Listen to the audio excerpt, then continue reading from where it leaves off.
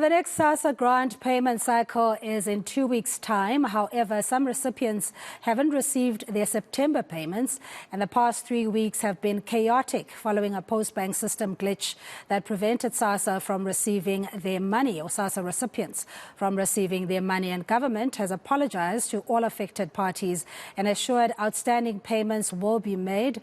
We now bring in Amandla-dot-Mobi from the advocacy group Amandla-dot-Mobi for more. Good afternoon to you, and thank you so much for joining us. Just looking at the debacle around the Post-Bank and what ought to have happened, one would have assumed and hoped that they would have had a transitional approach to phasing in a more automated system to avoid where we are today. What's your reaction from how this has been handled so far?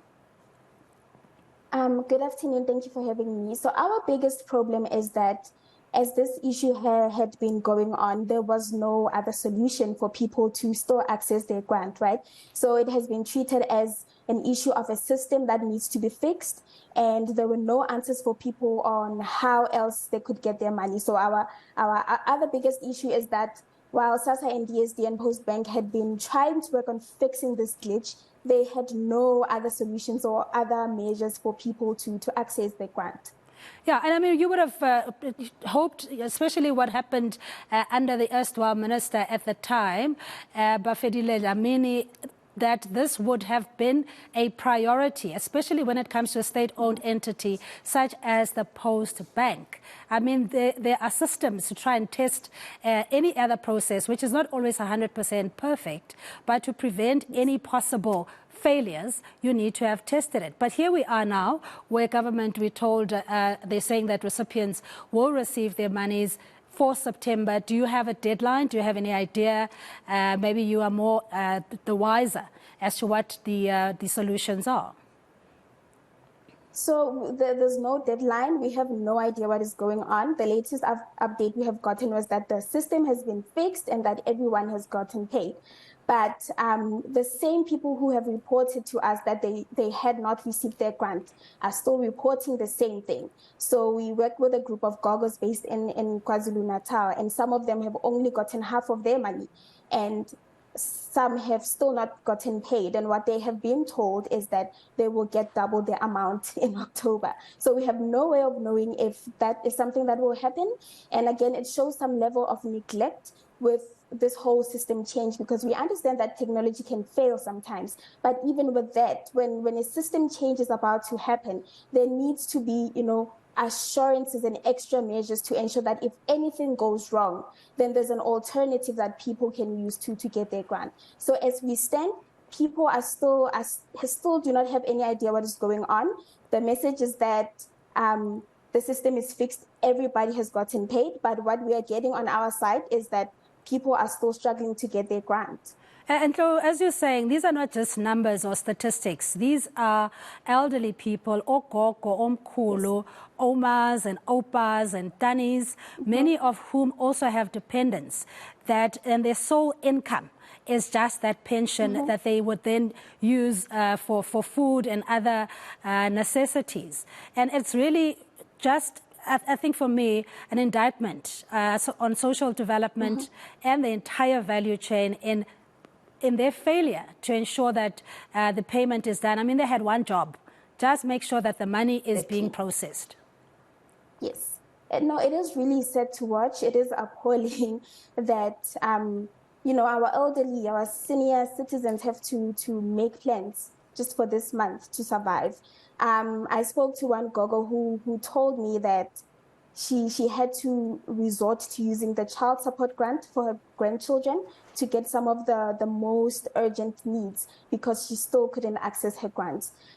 It is very disrespectful to say that people are being treated this way, and how it has even been handled communication-wise especially is really unacceptable, because we understand that media statements and media briefs have to happen, but we are talking about people who have limited access to things like, the media, first of all, social media, like your Twitter, and they do not know what is going on. Sassa and DSD and Post-Bank should have contact details of every grant recipient, and a simple SMS could have done so much difference in communicating with people and, letting them know what is happening and what the solution could be. We understand there's a toll-free number and a WhatsApp number, but still that is not going to put food on people's tables. People want to eat now, people are hungry, people have to make plans to travel from one place to another to try and access their grant, and they're being taken, pillar to post. It is really sad to watch. It is sad indeed. And you're saying there are no alternatives. Just give us, how desperate the situation is, especially in areas that are not so well resourced for pensioners to access their social grants. So let's talk about, rural areas, for instance. There are gogos who have to hire transport to get to the nearest town or the nearest post office or bank to get their grant, and they need to pay money, for their transport.